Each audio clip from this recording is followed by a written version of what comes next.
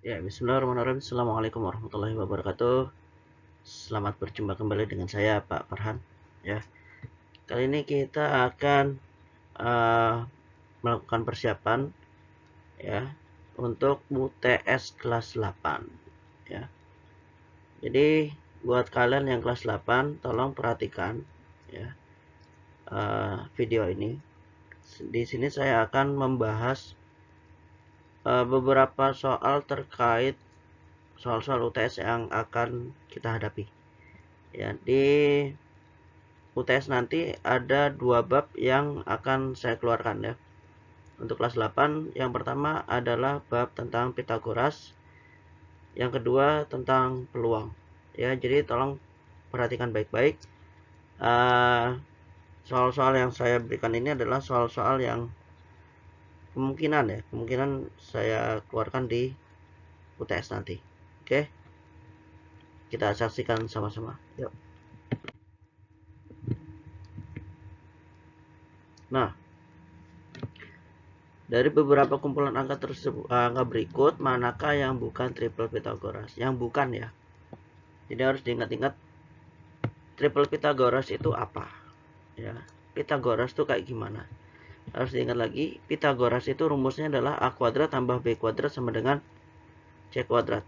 Ya, maka dari sini ya kita bisa tentukan ada namanya triple Pitagoras.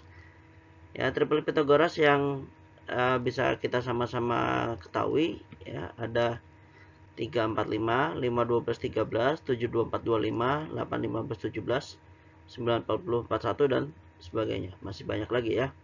Dan ini berlaku kelipatan ya. Nah, kira-kira yang A itu benar apa bukan? 4, 7 setengah, 8 setengah. Ya, 4, 7 setengah, 8 setengah ini adalah triple ya. Meskipun ini ada koma-komanya tapi dia triple. Ya, kenapa? Kalau ini kita kali 2, ya 4 kali 2 kan 8, 7 setengah kali 2 15, 8 setengah kali 2 17. Maka dapatnya ya 8, 15, 17. Saya sudah bilang di sini, saya sudah katakan bahwa berlaku kelipatan. Jadi 8, 15, 17 ini kalau kita bagi 2 semua, ya hasilnya 4, 7 setengah dan 8 setengah. Ya, atau kalau 4, 7 setengah, 8 setengah kita kalikan 2, ya hasilnya 8, 15, 17. Berikutnya 6, 8, 10. Apakah dia triple? Ya, 6, 8, 10 adalah triple. Kenapa? Karena ini kalau kita bagi semua dengan 2, 6, 8, 10 bagi 2, maka dapatnya ya 6 bagi 2, 3, 8 bagi 2, 4, 10 bagi 2, 5. Ya, hasilnya 3, 4, 5. Ya, berarti dia 6, 8, 10 adalah triple. C, 8, 15, 19. Ada nggak? 8, 15, 19 ini bukan triple ya. Kalau dia triple berlaku ini Pitagoras, A kuadrat tambah B kuadrat sama dengan C kuadrat, berlaku ini. Sedangkan kalau ini kita masukkan ke sini ya, 8 kuadrat 64, 15 kuadrat 225, 225 tambah 64 289 ya. Ya, itu pasti bukan 19 kuadrat. Ya. 289 itu bukan hasil dari 19 kuadrat. Ya. Berarti yang C bukan. Yang D ya dia triple. Karena dia adalah kalau kita bagi 2 jadi 7, 24 dan 25. Ini berlaku. Oke. Sampai sini bisa dipahami ya. Oke ya. Ya, jadi triple Pitagoras itu berlaku kelipatan. Ya. Diingat-ingat nih. Diingat-ingat. Ini triplenya. Ini yang biasa sih saya biasa keluarkan ya. Ya, 5 ini aja dihafalin ini. Ya, 5 triple Pitagoras ini udah cukup. Ya, kalau mau lebih lagi boleh 10 silakan. Ya di apa namanya? Internet banyak sabrek-abrek ya.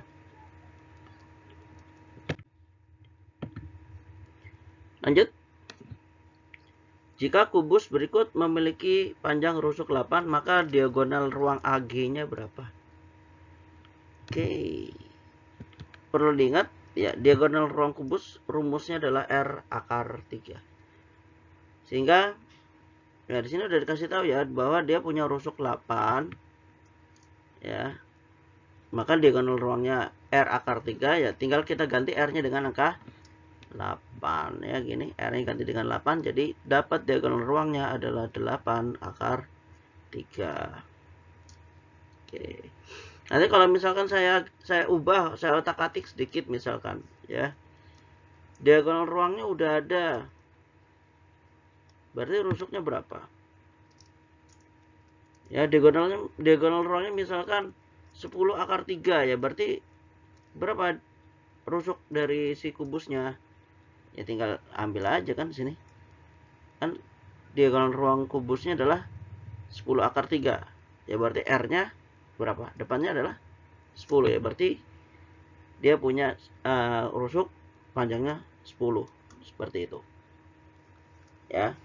Mudahnya seperti itu. Nanti bisa jadi saya kembangkan lagi nih. Diagonal ruangnya ada. Saya minta volumenya berapa. Diagonal ruangnya ada. Saya minta luas permukaannya berapa.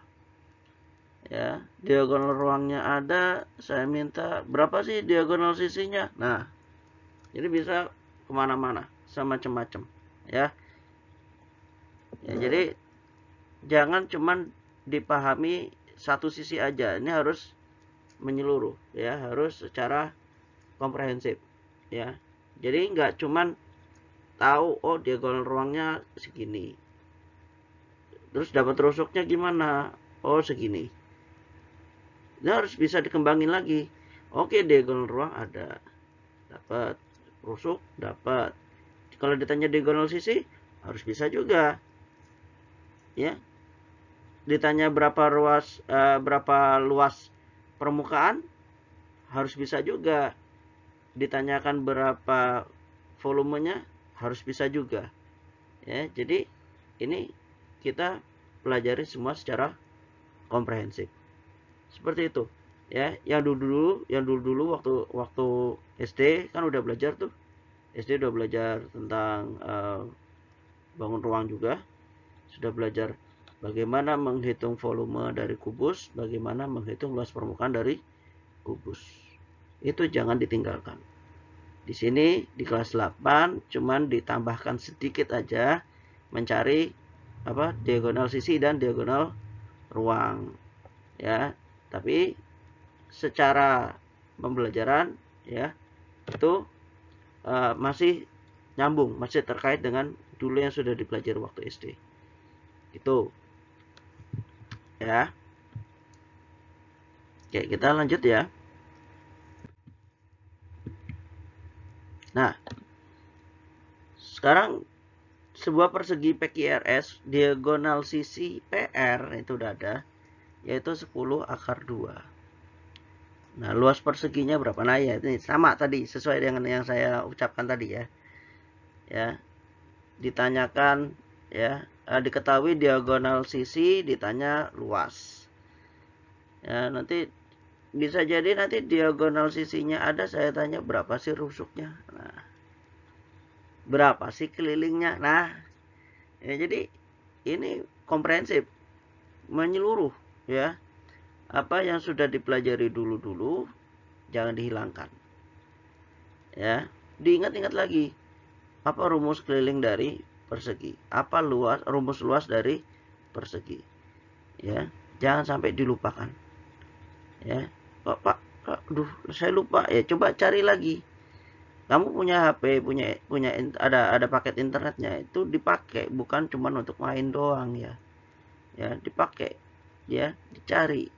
Ingat-ingat lagi, apa sih rumus luas persegi, apa sih rumus keliling persegi, diingat-ingat lagi, ya. Jangan sampai begitu nanti kita ulangan, saya keluarin soal yang ini, lupa, Pak, aduh lupa saya, ya Allah. Oke, kita lihat luas perseginya berapa. Oke, diagonal sisi rumusnya R akar 2. Ya, kalau diagonal ruang rumusnya R akar 3 ya. Nah, karena diagonal sisinya sudah diketahui 10 akar 2 ya. Ini sudah diketahui 10 akar 2, ya berarti rusuknya berapa? Ini kan sama-sama ada akar 2, akar 2-nya coret aja nggak apa-apa ya. Rusuknya dapatnya 10. Oke. Yang saya tanyakan apa? Yang saya tanyakan adalah berapakah luas persegi. Ya udah, luas persegi apa rumusnya? Rumusnya diingat-ingat lagi.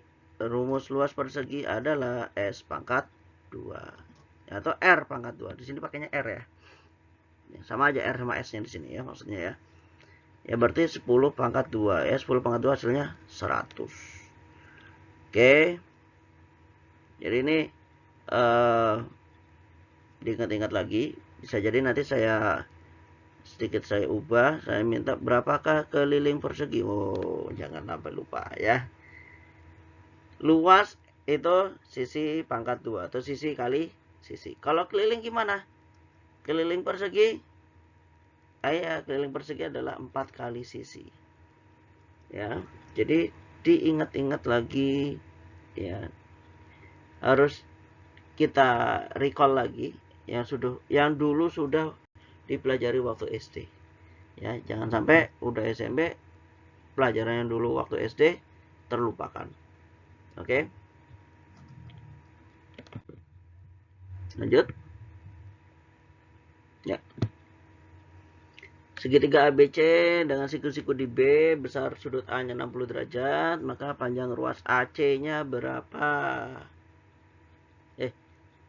Panjang ruas AC-nya 8, ruas BC-nya berapa? Oh, sorry. Salah baca ya. Jika panjang ruas AC-nya 8, maka ruas BC-nya berapa? Nah, ini ya segitiga dengan sudut istimewa ya 30 60 ya. 30 60 90. Ini sudut istimewa. Ya. Nah, kita gambar dulu sudutnya, harus diingat-ingat lagi. Ya, di depan sudut 60 besarnya akar 3, depan sudut 30 besarnya 1. Ya, panjang sisinya maksudnya ya. Panjang sisinya 1. Ya, sudut 60 panjang sisinya adalah akar 3. Yang di sudut 90 panjang sisinya adalah 2. Ya, ini tinggal kita lakukan perbandingan nanti. Nah, karena panjang AC-nya 8, kita lihat. Nah, perbandingannya kayak gini ya. 8 ya, sisi AC itu kita bandingkan dengan sisi miringnya yaitu 2. Ya, sama dengan BC. BC kan ini yang ditanyakan ya. BC banding sama akar 3. Jadi ngebandingkannya yang miring banding yang miring, yang datar dengan yang datar.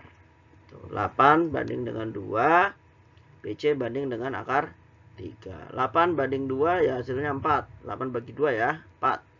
Sama dengan BC banding akar 3. Lanjut. Ya, ini 4 kali dengan akar 3. Hasilnya ya BC-nya adalah 4 akar 3. Seperti itu. Ini nanti kalau misalkan saya ganti, misal sisinya saya ubah, berapa sih panjang AB? Saya tanya, misalkan gitu. Ya, jadi cara ngebandingannya juga harus benar ya. Miring dengan miring. Kalau di sini kan miring dengan miring, datar dengan datar. Kalau saya tanya misalkan berapa sih panjang AB? Berarti miring banding miring, sisi tegak banding sisi tegak. Harus gitu. Ya. Jangan sampai sini miring dengan miring, kemudian sininya tegak banding sama sisi datar. Ya nggak nyambung, nggak bisa.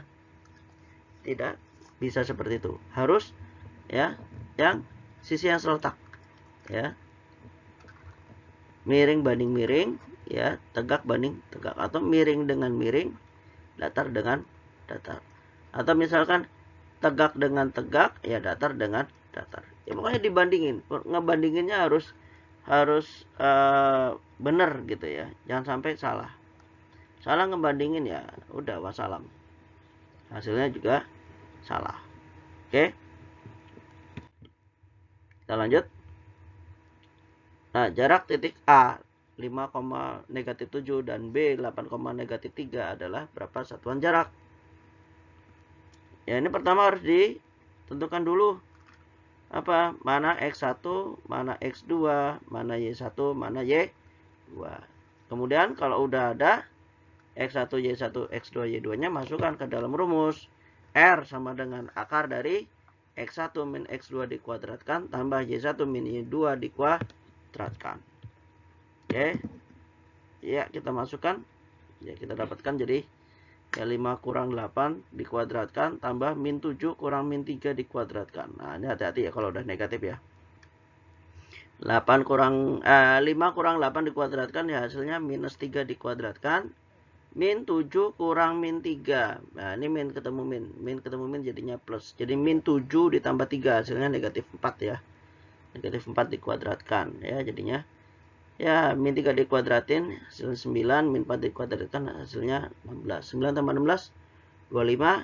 Akarnya dari 25 adalah 5. Maka jaraknya adalah 5 satuan jarak. Oke. Lanjut. Nah, sekarang kita ke bagian peluang ya. Sekarang kita lihat peluang soalnya kayak gini. Ya, seorang melakukan pengundian dengan menggelindingkan satu dadu dan satu koin logam. Peluang teoretik muncul mata dadu 1 dan mata koin angka dalam pengundian tersebut adalah berapa? Oke, sebelum kita masuk ke cara penghitungannya, harus diingat lagi bagaimana cara menentukan ruang sampel. Ruang sampelnya gimana? Ingat kalau satu koin sampelnya 2, kalau satu dadu sampelnya ada 6 ya. Berarti cara untuk menghitung banyak ruang sampelnya ya dikalikan. Ya, maka total ruang sampel yang ada ya 2 kali 6 ada 12 ruang sampel. Ya. Kemudian kita buat kolomnya. Nah, gini. Ya, ada 12 kolom, 12 sel ya nih. Ya, ada 12 ruang. Ya. Ini 2 dari koinnya, ini dari dadunya. Kemudian kita cari mata dadu 1 dan angka pada koin. Ketemunya di mana? Dadu 1 dengan angka ya di sini. Cuman ada berapa? Cuman ada satu, nggak ada lagi ya. Ya, cuman ada 1. Berarti besar peluangnya adalah 1 dari 12. 1/12. Jawabannya yang C ya. Ini ya. Oke. Yuk. Ya. Jadi soal kayak gitu nanti insya Allah saya keluarin ya. Ada kok. Ya. Soalnya tipenya kayak gitu ya. Itu teoretik ya. Teoretik insya Allah ya saya keluarin ya. Terus berikut. Nah ini soal yang kayak gini. Pada kantong berisi 5 kelereng merah, 6 kelereng kuning, dan 9 kelereng hijau. Sebuah kelereng diambil dari kantong tersebut, peluang terambil kelereng kuning. Oke, kita lihat. Di kantong ada 5 merah, 6 kuning, dan 9 hijau. Totalnya ada berapa tuh? 5 tambah 6, 11 tambah 9, 20. Total ada 20 kelereng di dalam ya. Di dalam kantong totalnya ada 20 kelereng. Yang mau diambil adalah kelereng warna kuning. Peluangnya berapa? Ya, peluangnya berarti kuning kan ada berapa? Ada 6. Dari berapa totalnya? Dari 20. Ya, berarti peluangnya 6/20. Bisa diperkecil? Boleh, perkecil. Bagi 2 semua atas bawah hasilnya 3/10. Jawabannya yang D.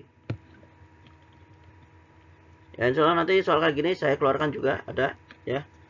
Ya, satu soal. Ya. Jadi nggak usah bingung ya. Gampang ini. Lanjut. Nah, ini peluang empirik ya. Nah, nanti di peluang empirik ya ini saya keluarkan juga ada soal ya, peluang empirik saya keluarkan. Ya. Jadi ada data sini, tabel ya. Nanti saya tanyakan berapa sih peluang empiriknya. Nah, gitu. Nah, ini di sini diminta dari data tersebut peluang empirik muncul mata dadu 2. Mata dadu 2 ada berapa munculnya? Oh, ada 6. Dari berapa totalnya? Nah, ini kita total dulu nih. Ternyata di total hasilnya adalah 36 ya. 5 tambah 6 11, 11 tambah 8 19, 19 tambah 7 26, 26 tambah 6 32, 32 tambah 4 36. Ya, total 36 ya. Maka peluang empirik untuk munculnya mata dadu 2 ya, seperti yang kemarin kita lakukan percobaannya, peluang empiriknya ya berarti ya 6 dari 36. Diperkecil boleh? Boleh. Sangat boleh ya. Ya, diperkecil hasilnya jadi ya 1/6. Oke, saya rasa cukup sampai di sini ya. Materi yang perlu kita persiapkan itu aja, cukup ya. Semoga bisa dipelajari ya, jadi ya membantu kalian lah untuk belajar ya, untuk memahami materi UTS kali ini ya. Oke, sampai jumpa kembali di lain video. Assalamualaikum.